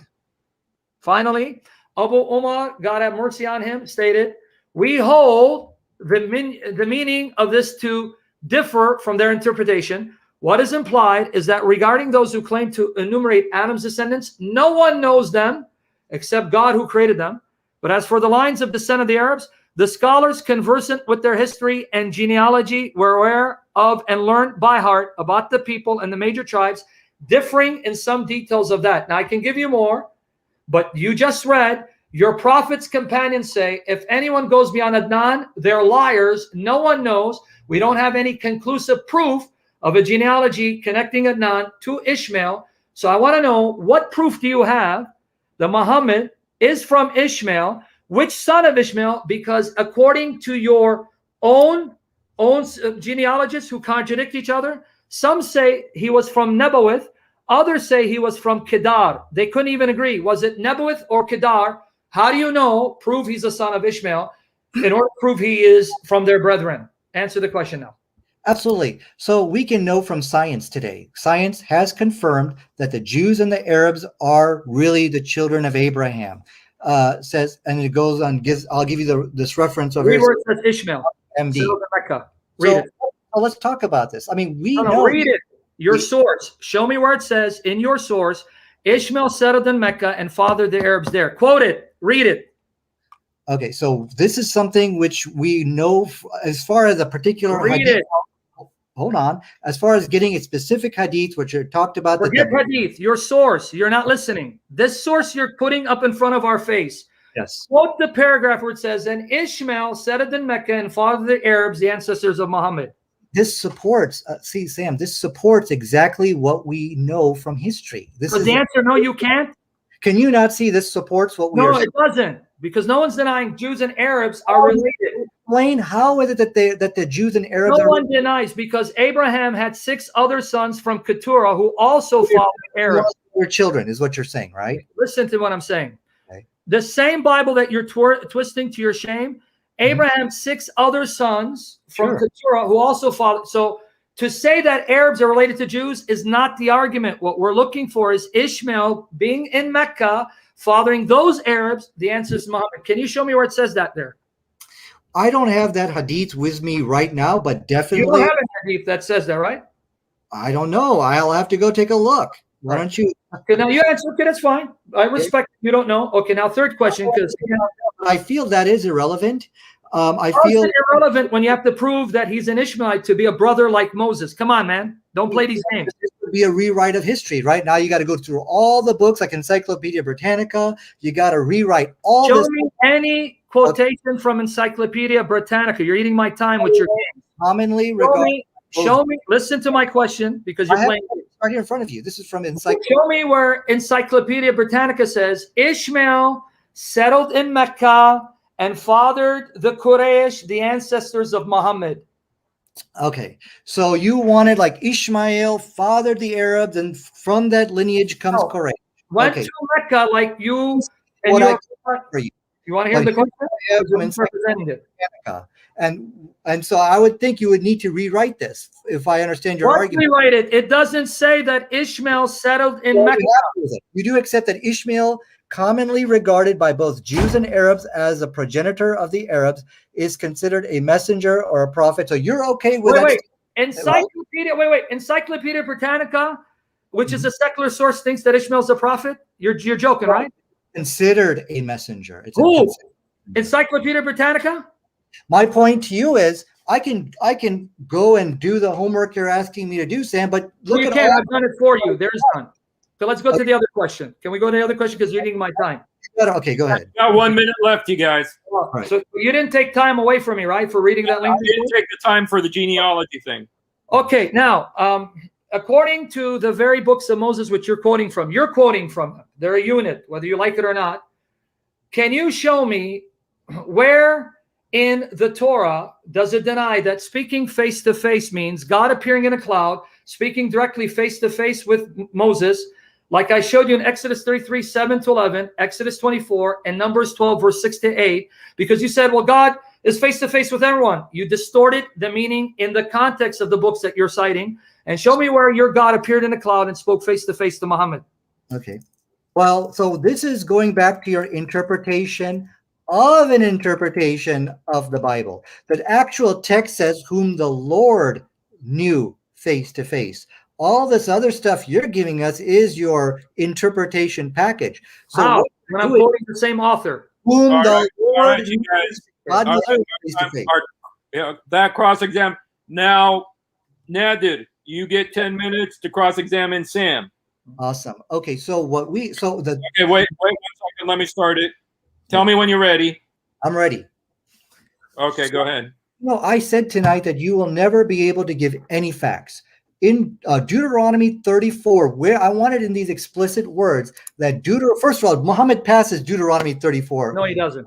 Oh, but let me finish. Don't make an assertion. Ask me We can questions. talk about it, but I do feel like it is irrelevant because there's really, I mean, do you know of an explicit passage which says Deuteronomy 34 is the criteria for Deuteronomy 18:18? I mean, Yes. it's possible. Where does it say that? Where does it say Let me that? answer. The same book that you're quoting in Deuteronomy 18 goes on at the conclusion of the book to explain what a prophet like Moses is. It's only you thinking it's the Quran that's haphazard and has no context. So the answer is your interpretation. Okay. No. Let me finish. This is my cross-examination. Sam. This is my Okay, that's good. I'm answering you.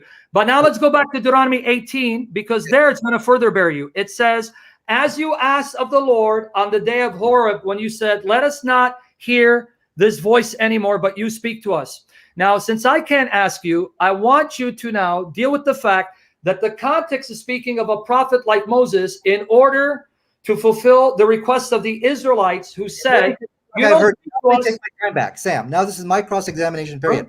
So as we can see, I mean, it's possible that Deuteronomy 34 could have been that. It's possible, but we see that this is not explicitly stated in the Bible, and that's a problem. Ask your question. Stop pontificating. Ask your question. Okay, so it says now we saw from Prophet Muhammad there's many intrinsic. Notice that word, intrinsic similarities. They are both warrior prophets, not just warrior prophets, but successful warrior prophets. You're pontificating again. Get to your question. We saw that they were successful warrior prophets. They both were theocrats. They both, what's it called? You're pontificating. Ask me the question. It's not time to preach. They're both lawgivers. They're both warrior prophets. You're And pontificating. You're eating your time. You want to eat your time as a dummy? Go ahead. Ask me the question. Show me one person in history who matches Moses intrinsically like Muhammad does. Okay, let me answer. Give me Now, one let me person. ask you a question. You want me to answer? Yes, go ahead. Nowhere in Deuteronomy does it say the criterion to be like Moses is to be a warrior prophet. You're lying. You're spinning it. It's not there. You added it. So unless you can show me a verse where it says to be like Moses, is to be a warrior prophet, you're a liar. And now let me show you why Muhammad is not like Moses. Run, I'm gonna get you. Don't worry. Here we go. You are now conceding to the fact. Okay, I will agree. If you look at Deuteronomy 18:18, it doesn't really say you have to be a warrior. Just repeat yourself. Good job. Yay. No, it doesn't explicitly say that. All what we are left with, if you look at and take the Bible explicitly, is that it talks about that there will be a prophet like like Moses. Ask the question, Nadir. You're eating up your time. I will ask you a second time. I will. Is there one person you know in history who matches Moses with Muhammad? Yes. Like we see. Who is that person? Yeah, go ahead. Moses condemns Muhammad as a fake prophet because he. You're not answering the question. Give me the name of the person. Yes. Do you want to keep barking or you calm down? Who is it? You're running away from the question. Muhammad's God and destroyer. Because let me explain. Jesus, like Moses, spoke to God face to face. And I gave you the reference. Jesus, like Moses, established a new covenant. Jesus, like Moses, established a priesthood. Jesus, like Moses, offered sacrifice. Jesus, like Moses, did miracles. Jesus, like Moses, is a lawgiver. And on it goes. And like Moses, when Jesus was 2 years old, Jesus, like Moses, bearing Muhammad. Praise Jesus, Muhammad's God. Go ahead. Okay, you're saying, okay, now you're saying, okay, well, you see, it's Jesus because Jesus did miracles. Yeah, so but Muhammad also did miracles too, as we read in the Hadith. And you're 28:48. Let me ask you. You're pontificating. Surah 28:48 says you're lying because in Surah 28:48 it says Surah 28:48 it says. Hold on, Sam. You can't keep interrupting me. This is my. No, you're preaching. This is the time to ask. No, this is my. 28:48. Let me answer your question. Sam, I'm telling you. 28:48 says. Okay, you're not did not do any sign like Moses. You're a liar. Go ahead. You're taking my time. Okay, now I want you to take that out and give me that extra minute you took away. Look, now don't let him preach. You're supposed to ask questions. Courageously come forward and admitted that Muhammad did miracles in the Hadith. Surah 28:48 says you're lying and your Hadith are lying. So that is once again his personal interpretation. Okay. Let me read it. But when the truth has come to them from us, they say, why is he not given the like of what was given to Moses? Did they not disbelieve in that which was given to Moses of old? They say two kinds of magic, each helping the other. And they say, verily, in both we are disbelievers. So you just admit your Hadith contradicts the nowhere in the text you are admitting, Sam. Okay, now, let me have my time. Sam, let me have my time. You are admitting. Sam, allow me to have my time now. It does not explicitly state in the text that Muhammad never did any miracles. Now, but when the truth has come to them from us, they say, we can't have this. Why is he not given the like, same language, the like of what was given to Moses? Sam, they did not disbelieve in that which was given to Moses. They say two kinds of magic. So now, again, you can prove that contradicts the Quran. Man, come on, this is not fair. Nadir, what's not fair is don't preach. You got to ask. You're not asking. You're preaching. Okay. You want to take my time and okay. So as we can, I ask you. Ask. You're preaching. Now allow me to talk. Okay. No, ask, not talk. Ask. Listen. Now David Wood has came and admitted Muhammad did miracles as we see in the Hadith. So I was hoping you would do the same thing, but you did not. You're saying open chapter 17, verse 59 for me, because he's trying to put David Wood, Michael Brown's grandmother. How much time does he have? You don't even let me talk. You are obviously. How much time does he have? Because another cross-sex is coming. So you have 3 minutes. Okay. You took off. Okay, you're not. Okay, hold on. Calm down for a second. No. This is my time. This is my time. You're not listening. We'll give you more time. I'll give you 6 more minutes. No. I'll give you 6 more minutes, but you're not listening. Ask Come on, questions. he's not letting me talk. for This preaching. is my time. Your time to ask, not preach. Do you know the rules? No, I am asking you a question Okay, here. I'll give you so 6 you brought up minutes. Jesus. Jesus has no intrinsic comparison between between Jesus and Moses. I Is that a want you question? to just give me one. Now, don't take all my time. I want you to give me one intrinsic value or quality between Yes. Jesus and Moses. Just give me one. Okay, one. God spoke to Moses face to face, and the Father spoke to Jesus face to face. Let me give you a second one. That's not intrinsic. Yes, it is. Deuteronomy 34:10. Deuteronomy 34:10. Not intrinsic No attribute. prophet like Moses, whom the Lord spoke face to Okay, you don't face. even know what intrinsic means. Let me tell you what intrinsic means, okay? Go, next question. Intrinsic means a quality or an attribute of a person. And the attribute of a person seeing God face to face. Go to next question. Okay, the text actually says, whom the Lord knew face to face. The text does not say that God, and look at his interpretation of an interpretation. So now he's preaching. You're preaching on Nadir. Hold on a second. The text does not say that I have to speak to God face to face. But anyways, this is not an intrinsic attribute. So yes, it is, because challenge you a third time. Give me Nadir, you're preaching. Moses and Ask Jesus. the question. Quality. He fails. He can't appeal cross-examination. There's no intrinsic value between the two. How much time you have to say? Ahmed is the only one who's saying? Who's saying?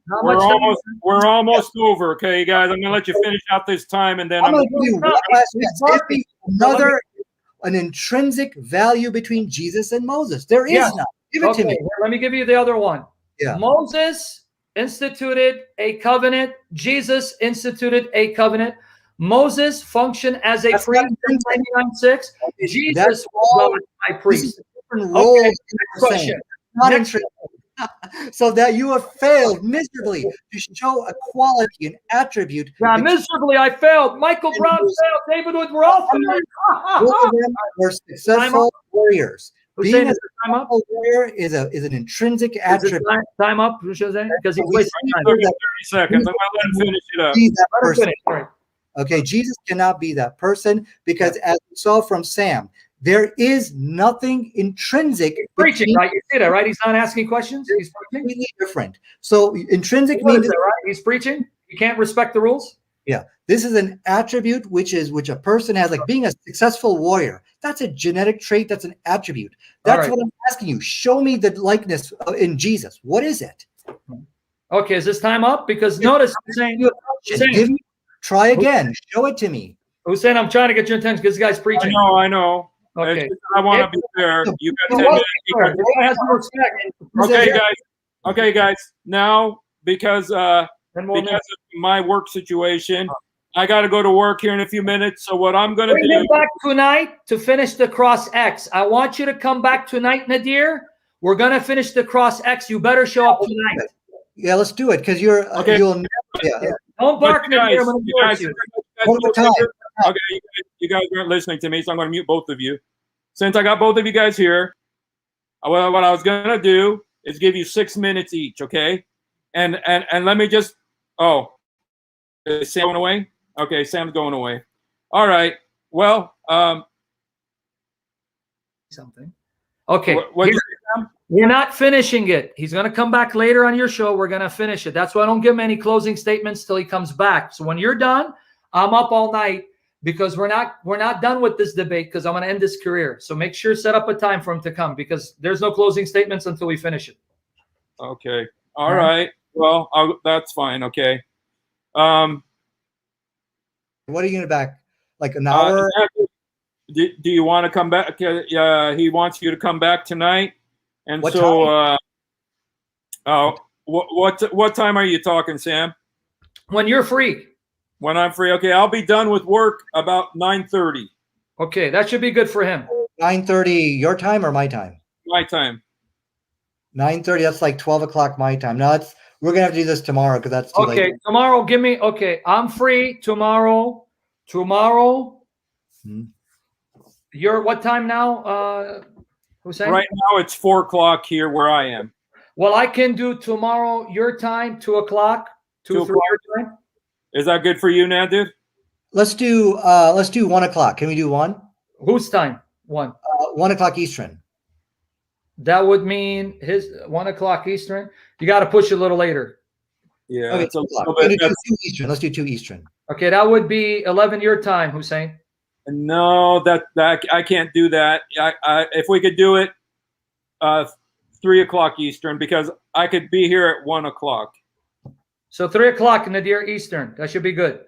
No, 3 o'clock. Okay, what time? 3 Eastern time. 3 Eastern. That's will be what time here? Be noon.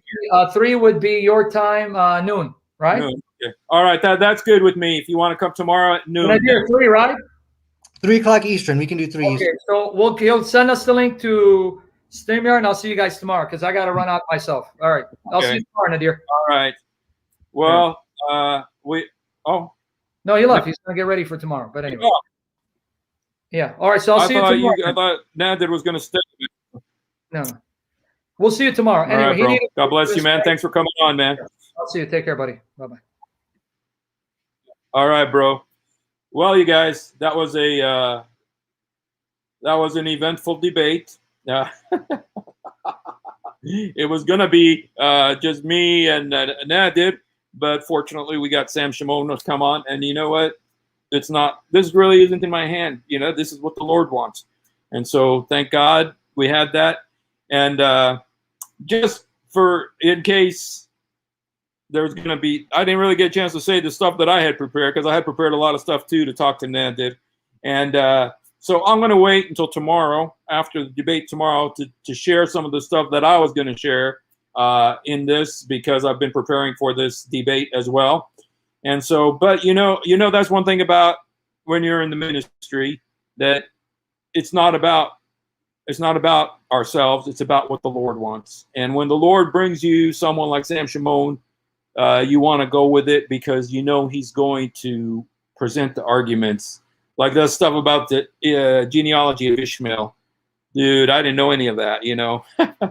And so that, you know, that's just amazing stuff. That, and, you know, but I got to be fair too, you know, to Nadir, because I'm the moderator. So anyway, I really appreciate that you guys have come on with me. And at the end of the day, Nadir is the one who asked for this debate, you guys.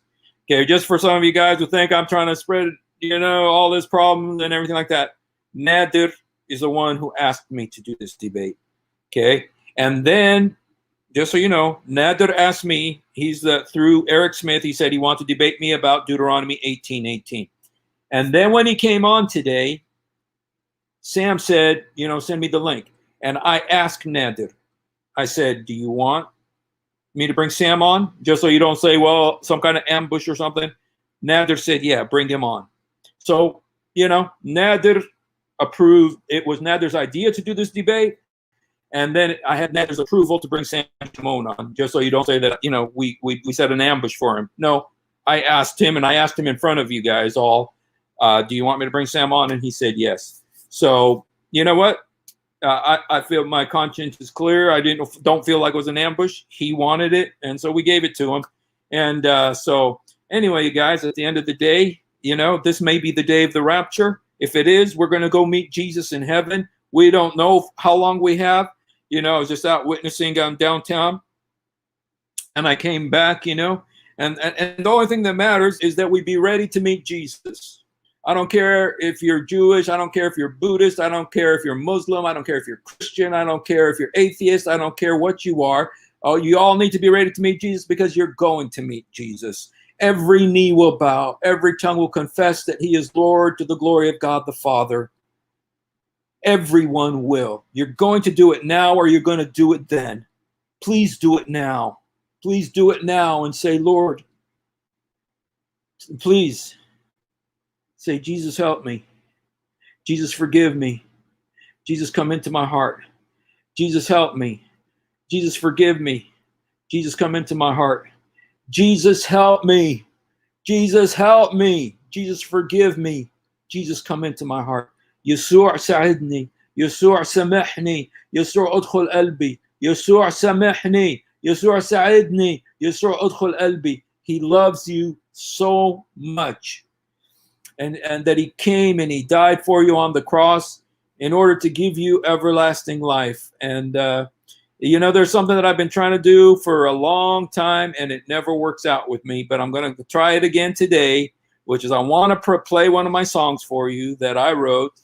Sam says that my songs affect him negatively, and so he doesn't really like my songs, but I don't usually get viewing numbers like this, so I'm going to go use this opportunity to share one of my songs. So this is a song I wrote. Anyway, I'm going to just play this. This is a song that I wrote when I lived in the Gaza Strip. And so I love you guys. I love you guys. I love all of you.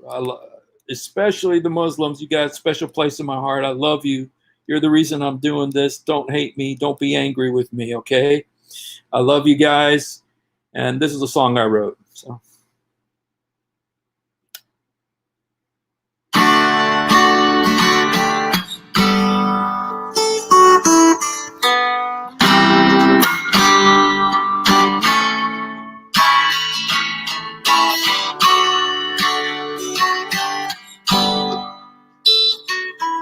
I remember you before the day when the skies they turn to gray, the night comes but won't go away. I remember you. Remember you.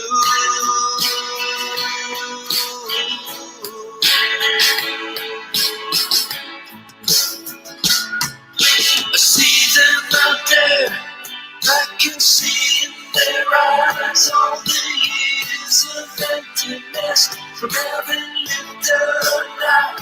And I know for too long I stood by the side, but I'm thinking of you, Father. Give me one more day, 'cause I need a change to amend my way.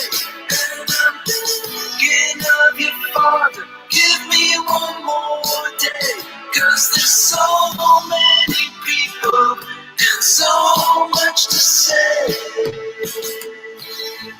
I remember you. Remember you until the day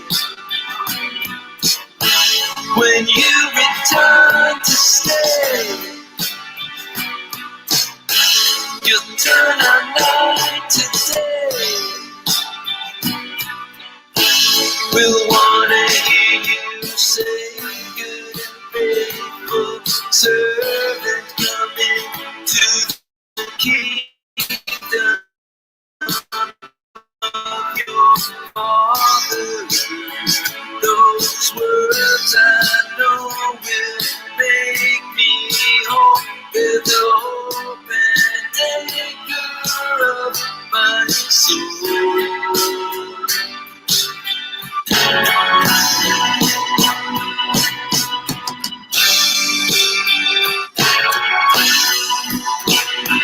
But for now, fields are white and the harvest is great. And if I really believe all the things that I said when I said Jesus Christ, He is the only way, then I'm thinking of your Father. Give me one more day, 'cause I'm ready to change and to amend my way. And I'm thinking of your Father. Give me one more day, 'cause this soul, 'cause this soul,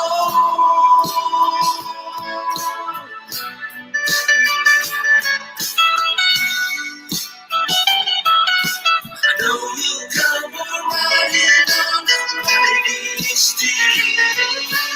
Every knee shall bow and every eye shall see. You're gonna touch your mountain that shall break it through.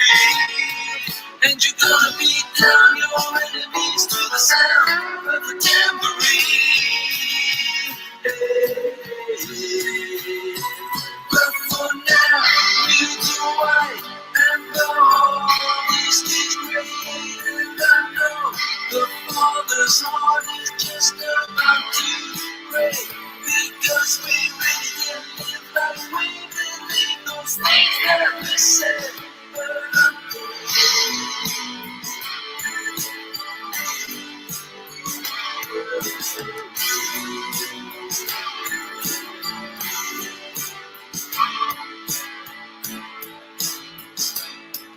I'll